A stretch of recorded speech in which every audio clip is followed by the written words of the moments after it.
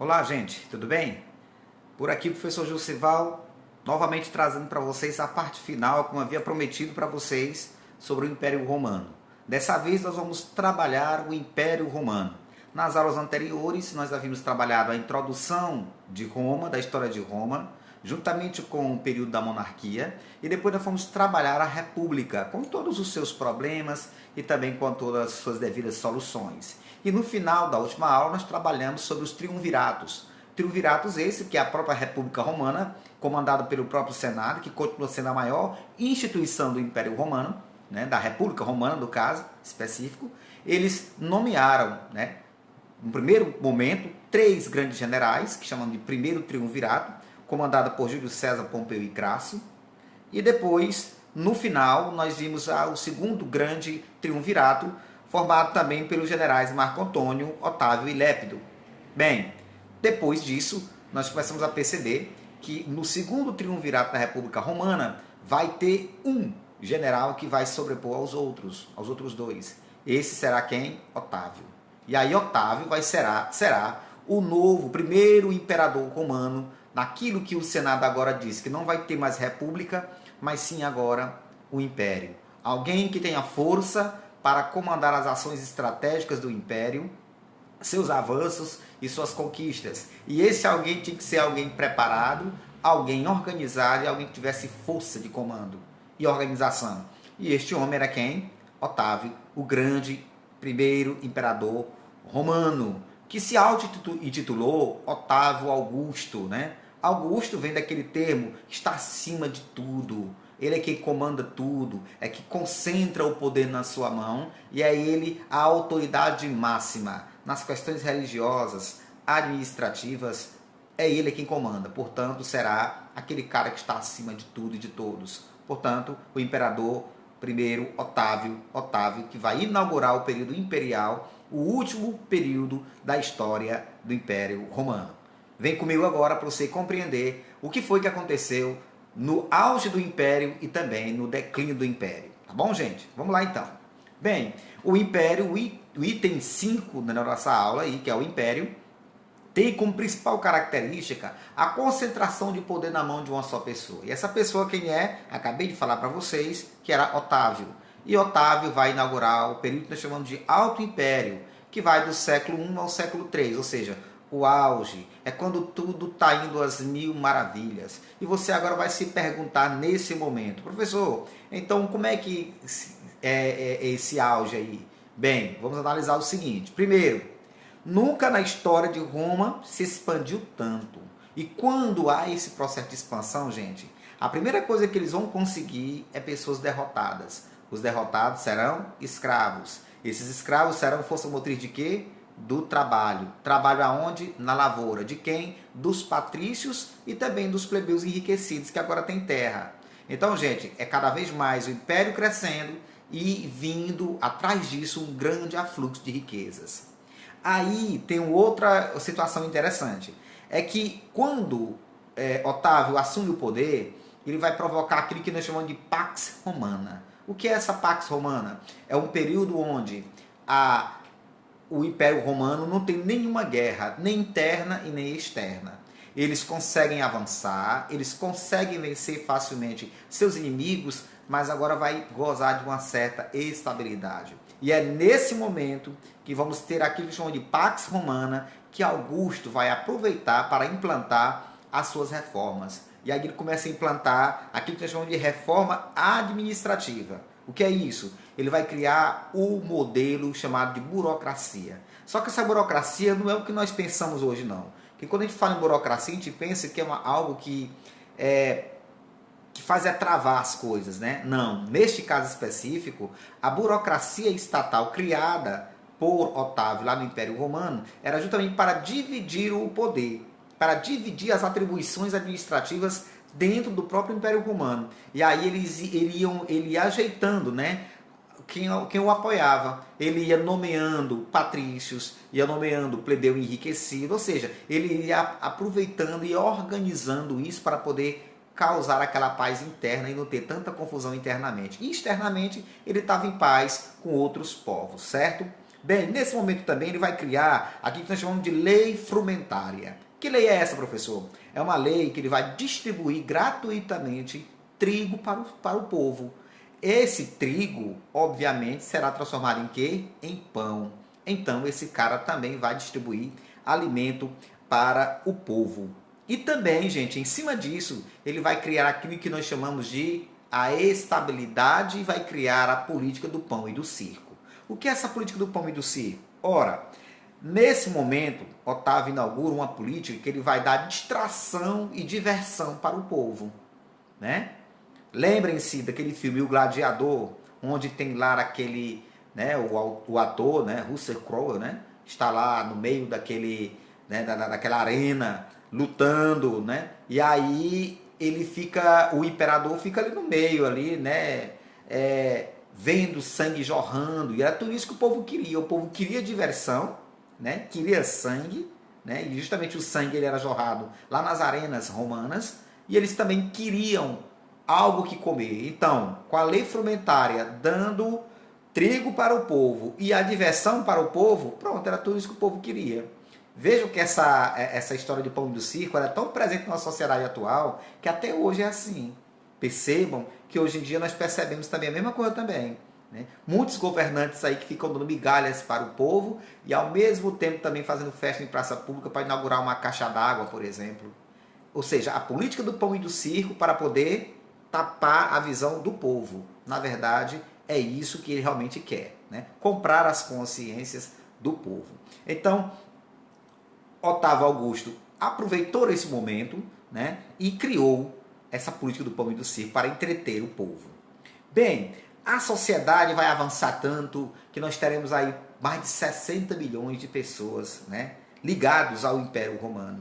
5,5 milhões de pessoas serão consideradas cidadãos. E quem são os cidadãos nesse momento? São as pessoas oriundas de Roma, da cidade de Roma de fato, né? Bem, a hierarquia estava baseada na renda. Obviamente, quem tinha mais dinheiro, mais terra, tinha mais poder, e isso também é chamado de hierarquia baseada na renda. Tá bom, gente? Bem, esse aqui foi o que nós chamamos de um império, o auge do império. Agora vamos ver como foi o declínio, né? O declínio vai ser o seguinte: período que vamos chamar de Baixo Império, a partir do século III até o século IV depois de Cristo, nós vamos chamar de decadência. É onde vai acontecer o fim das conquistas territoriais. Opa, peraí. Se com Otávio Augusto estava tendo uma crescente invasão e eles estavam conseguindo cada vez mais terras e conquistando escravos, agora não. Agora vai diminuir essa conquista territorial. Se diminui também as conquistas de escravos. Se diminuir as conquistas de escravos, escravo agora vai ficar cada vez mais caro e vai ser vendido agora. Então, a elite patrícia e também aquele enriquecido plebeu não vai ter mais tanta mão de obra assim para trabalhar nas suas terras. Logo, a sua riqueza e seu lucro também vai diminuir. E aí começa a haver os primeiros reclames. Reclames de todas as partes. E é nesse momento, gente, que vai chegar ao poder um imperador chamado Diocleciano. Diocleciano vai assumir o poder no ano 284 d.C. até o ano 385. E aí, para ele resolver o problema, ele vai resolver o problema criando a lei do máximo preço, né? Lei do máximo, que era a crise dos preços. Ele colocava o valor X, né, para poder controlar a inflação. Não aceitava aumentar o valor de determinado produto. Algo que não vai dar muito certo. E não dando muito certo, essa crise fica cada vez mais aguda. E aí ele vê uma única solução. Como o império cresceu tanto, eu vou só voltar aqui uma coisa para vocês verem. Olha só este mapa que está aí, ó. Tudo que é de verde aí, gente, é conquista do Império Romano. Veja que o Império Romano era esse pontozinho bem no centro aí, ó, pretinho aí, essa botinha que tem aí no meio aí, chamado de Itália, Península Itálica. E agora todo esse verde significa o quê? Conquista do Império Romano. Então vejam bem, Diocleciano percebeu que estava muito grande o Império Romano. E o que fazer para governar? Como fazer para governar? Um só para governar? Não, ele vai criar agora o que nós chamamos de tetrarquia. Dois imperadores com título de Augusto e 2 imperadores com o título de Césares. Aí você diz assim, agora o império olhou minha cabeça, professor. Eu não estou entendendo nada. O que foi isso mesmo? Veja bem, o império cresceu muito, um imperador chamado Diocleciano chegou ao poder e achou que era importante dividir as atribuições de administrador do império com mais 3 pessoas. Era ele e mais 3, né? Nós vamos ter aí, por exemplo, o Diocleciano vai investir um imperador chamado também Augusto, que o nome dele vai ser Maximiano. Maximiano vai receber também essa égide, né, esse sinal de Augusto, porque o imperador Augusto é aquele cara que manda no exército, na administração e vai ter o capital próprio para governar. Então esse cara manda em tudo. Então Diocleciano vai dividir esta responsabilidade com um cara chamado Maximiano. Logo ele também vai ser imperador Augusto, certo? Mas ele vai também nomear mais 2 imperadores, só que dessa vez serão imperadores Césares. O que é isso? O César é aquele imperador, que ele também é imperador, mas ele é subordinado ao imperador Augusto, certo? Não vai ter tanto poder assim como o imperador Augusto. Então, vai ser uma espécie de imperador menos graduado, subordinado ao imperador Augusto. Diocleciano nomeia Maximiano para ser igual a ele, imperador Augusto, e vai nomear mais 2 imperadores chamados Césares, que serão Galério e Constâncio Cloro. Ora, o que é que esses caras vão fazer? Eles vão dividir justamente este império para poder governar. Diocleciano, por exemplo, vai governar a região do Egito e da Turquia. Maximiano vai governar a região da Itália e da África. Galério vai governar a região da Península Balcânica, a região da Sérvia, ali nos Balcãs, né? E Constâncio vai governar a região da Espanha, Gália e Bretanha, ou seja, a região de hoje é a Inglaterra, tá bom, gente? Então vejam como foi interessante esse momento para ele tentar administrar e ter também a presença mais próxima do governante dentro do próprio Império Romano. Depois de Diocleciano, né, e essa tentativa de governar, né, com a sua tetrarquia, nós vamos ter também aí a presença de um imperador chamado Constantino. Esse vai estar no poder de 313 até 337. Ele vai lançar aquilo que eles chamam de o Edito de Milão. O que é isso? O Edito de Milão é que Constantino vai dar liberdade aos cultos cristãos. Espera aí. Constantino era um imperador que ele acreditava em vários deuses. Aliás, a sociedade romana ela era politeísta. No entanto, no ano 0, né, até o ano 33, um cara chamado Jesus Cristo, Jesus de Nazaré, o Nazareno, o Galileu, como queiram, chegou na região ali do Oriente Médio, na região ali de Israel, né? E esse cara chegou pregando 1001 coisas. E esse cara chegou pregando o perdão, ele começou então praticar a caridade, começou então a obrar milagres. Esse cara, por uma decisão política, o assassinaram, né? Colocaram numa cruz e o mataram para poder justamente envergonhá-lo e fazer uma lição que o Império Romano estava dando naquelas pessoas que eram contra as autoridades do poder na época, né? E o Império Romano dominava aquela região. E Jesus Cristo, depois de 3 dias, deram notícia de que ele havia ressuscitado. E que depois de 40 dias ele ainda conseguiu andar entre os seus e depois ele subiu aos céus. Isso é muito forte, porque no meio popular essas histórias irão chegando ao ouvido de todo mundo. E aí as pessoas começam então a acreditar nesse Jesus Cristo. Bem, o tempo vai passando, né? Vai passando. O senhor Constantino, obviamente, que ele vai, uma das suas campanhas de guerra aí, ele vai acabar tendo um sonho. E ele tendo um sonho, ele sonha com Jesus Cristo, dizendo para ele tomar um rumo em determinada batalha. Este sonho faz com que no outro dia ele faça uma manobra vitoriosa, uma batalha, e ele acaba vencendo essa batalha. Ele atribui essa vitória a Jesus Cristo. Então, quando ele está lá no poder, obviamente como imperador, ele vai dizer o seguinte: olha, de hoje por diante, não é necessário mais ninguém perseguir quem é cristão. Quem quiser acreditar em Jesus Cristo, que acredite. E muito mais, está com liberdade também de praticar os cultos. Porque até então era perseguido todos os cristãos pelo Império Romano. Ora, veja que o cristianismo está sendo trabalhado na cabeça dos poderosos para poder logo logo ela se tornar, né, a grande religião da Europa Central, que depois vai se estender pelo mundo inteiro.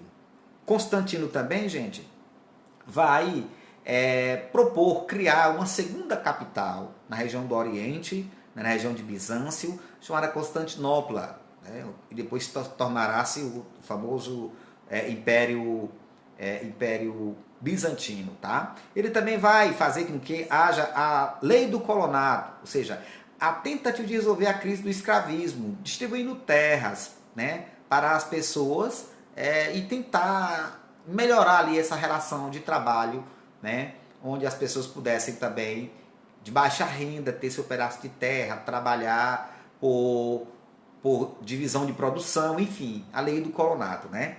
E depois, gente, que Constantino morre, só no ano 378 vai assumir o poder um imperador chamado Teodósio, e esse vai muito mais além do que Constantino.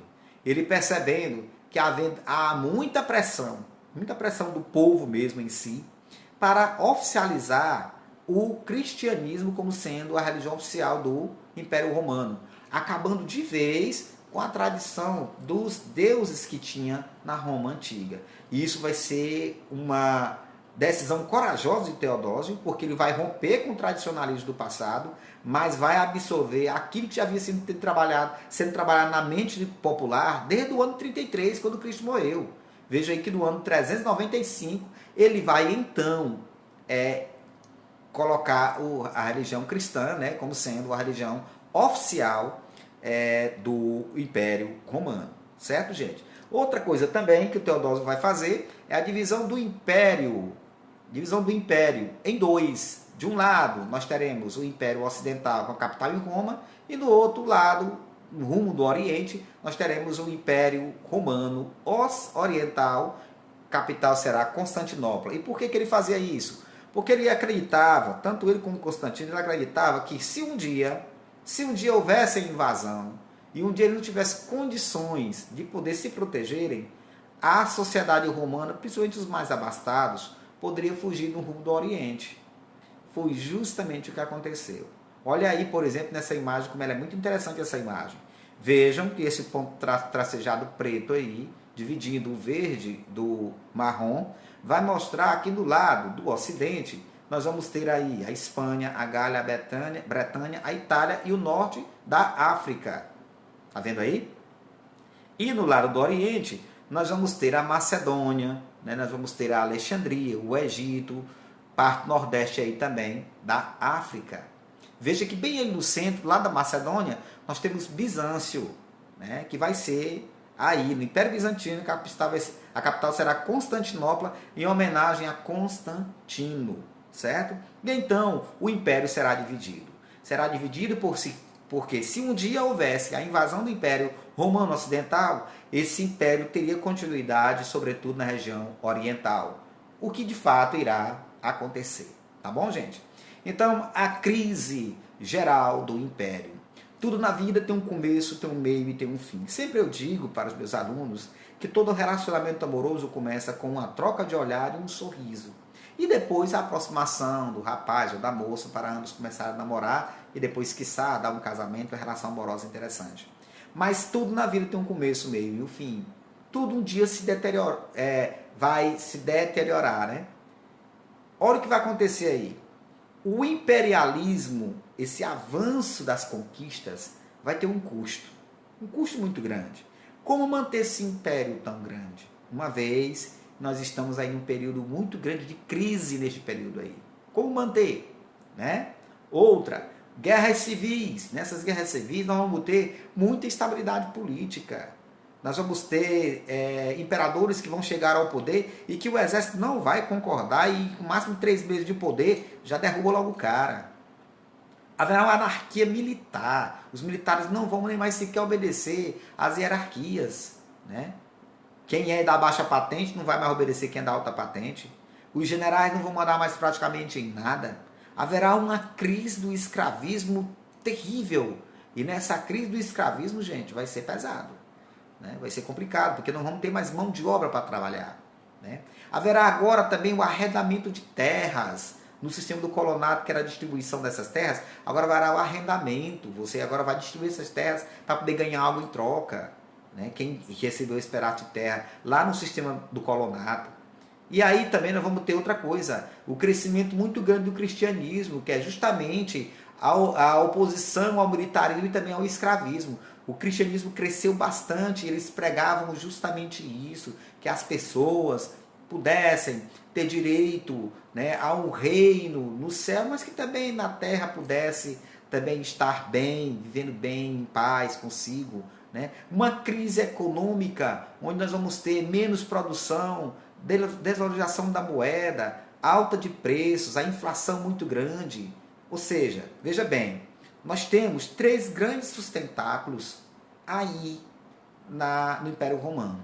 Nós vamos ter um exército fortalecido, muito forte, nós vamos ter o apoio popular e nós vamos ter também, aí os escravos como mão de obra. Exército, apoio popular e escravos. Só, gente, que essas 3 estruturas aí, elas vão ruir, ela vai cair, né? O exército entra em anarquia. O povo não apoia mais o governante, o governo do Império Romano, porque está tendo inflação a todo instante, crise de desabastecimento na cidade, o povo não apoia mais. E não tem mais mão de obra escrava para poder trabalhar nas terras. Aí, meu amigo, somado-se a isso, a questão do cristianismo que vem jogando pesado. Então, você começa a ruir todas as estruturas sociais que mantinham o Império Romano em pé. Ora, se essas 3 estruturas foram ruídas, resultado, o Império vai cair. E é nesse momento, gente, que os bárbaros irão invadir. Quem são os bárbaros, professor? São os povos que não eram convertidos ao cristianismo, como, por exemplo, os godos, os visigodos, os ostrogodos, os vândalos, os vikings, os magiares, os germânicos. É um povo que não tinha ainda o conhecimento de Jesus Cristo, não eram ainda, os francos também, né, claro, não eram ainda convertidos ao cristianismo, e esse povo então resolveram se juntar para poder invadir várias regiões do Império Romano. E houve esse ataque em massa.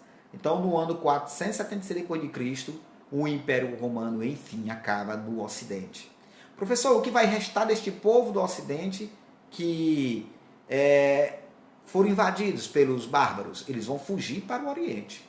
A grande elite romana foge para o Oriente, para Constantinopla, né? Para Bizâncio, para fundar o Império Bizantino, o Império Romano no Oriente. Mas o grande povão, coitado, vão ter que fugir para o campo, trabalhar de terras emprestadas de nobres, de pessoas que têm terra para tentar sobreviver. Certo, gente? Para tentar sobreviver. Bem, as invasões bárbaras, vocês começam a perceber aí neste mapinha. Olha só, de onde é que está vindo essas invasões aí? Ó? Vejam que a cada círculo tracejado aí é um grupo de povos que estão invadindo a região do Império Romano. O Império Romano é todo esse de marronzinho aí, né? E aí, esses pontos tracejados de amarelo, de roxo, de preto, de laranja, são os povos que estão invadindo entre o século IV e o século V depois de Cristo, no ano 476, enfim, se concretizará essa invasão total, certo? E para encerrar, nós vamos tentar entender o que foi essa cultura romana, o legado romano que nos deixaram. Por exemplo, o direito deixou a maior contribuição. Quando você vê aquela estátua daquela mulher com aquela faixa, né, nos olhos, com a balança nas mãos, para dizer que é neutra, simbolizando, por exemplo, a balança do direito, a justiça, por exemplo, né? Essa herança daí é a herança do direito romano que deixou para nós, certo? Na literatura, nós vamos ter Cícero, né? Nós vamos ter Virgílio, Ovídio, Tito, Lívio, que são os grandes escritores da época, que vão narrar essas evidências, essas histórias que eu acabei de contar para vocês e que depois tornou-se como narrativa histórica. Na arquitetura, nós vamos ter grandiosidade de obras e funcionalidade. O que é isso? Os aquedutos. O que são os aquedutos, professores? Professor, são justamente aquelas tubulações enormes que eles faziam, pegando água das nascentes dos rios, do rio Tibre, para levar para as grandes cidades, né? Para depois construir até os banhos públicos, enfim. Até hoje, esses aquedutos estão lá na Roma, para quem quiser visitar e ver, né? As estradas também, que já eram bem calçadas, bem organizadas também. Né? Na religião, eles eram politeístas, tudo que eles copiavam dos gregos, na verdade. Por exemplo, nós temos Zeus era Artemis, Dionísio, Afrodite, Poseidon, Atena e Hermes. Lembram-se? Todos esses deuses eram da onde? Lá da Grécia. Pois em Roma eles vão receber outro nome. Zeus vai ser Júpiter, né? Hera vai ser Juno, Artemis é Diana, Dionísio é Baco, Afrodite é Vênus, Poseidon é Netuno, Minerva, Atena é Minerva e Hermes é Mercúrio. Então vejam que todos os deuses, né, do politeísmo romano todos eles também tinham a mesma estruturação, né, antropomórfica, né, que era o sentimento humano, igual aos seres humanos, né, que também viviam num local chamado Olimpo, ou seja, viviam também num céu, um local onde eles também faziam o julgamento de sentimentos humanos, né, contando toda o seu aspecto religioso lá. Certo, gente?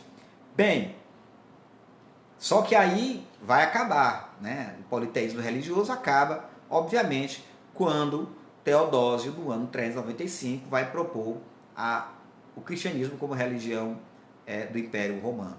É a partir do crescimento deste império, é a partir dessa propagação do cristianismo que a Europa Central toda irá herdar o sentimento cristão e vai ser jogado para todos os cidadãos, né, da atualidade, somente nessa região da América Ocidental, nossa região aqui ocidental, né, onde todos nós aqui conhecemos e acreditamos em Jesus Cristo, que é cristão, óbvio, né?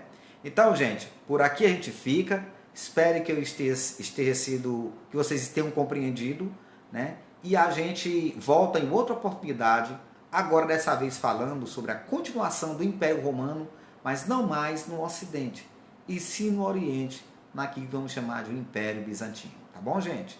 Um abraço e até a próxima oportunidade.